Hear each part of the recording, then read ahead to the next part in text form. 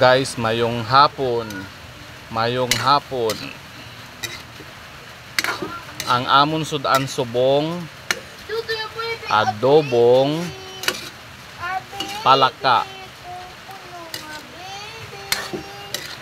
Balaan nyo naman siguro kung ano ng adobong palaka, ano?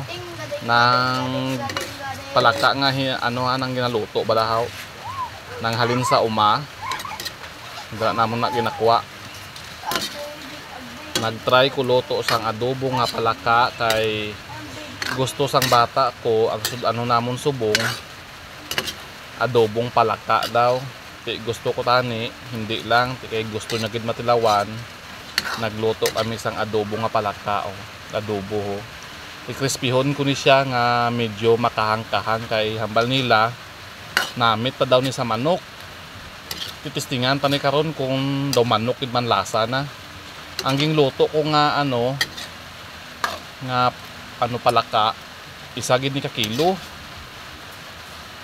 Siyempre sa gapamangkot ging bakal ko niha, ging bakal kay di ba ko kabalo magdakop. O ari o buo pa ganyo kay dako ni nga kukak kung sa Ilocano pabaki daw ni. Sa Ilonggo manwit ng mga niti balahaw. Tingnan namon kung ano gid man ang lasa karon.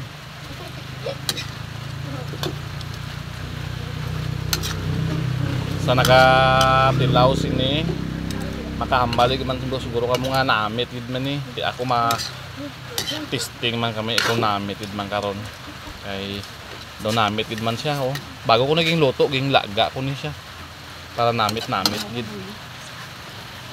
Salamat sa paglantaw sang akon nga Tisoy Vlog. Paki-suporta lang. Please like and share mga idol. Salamat.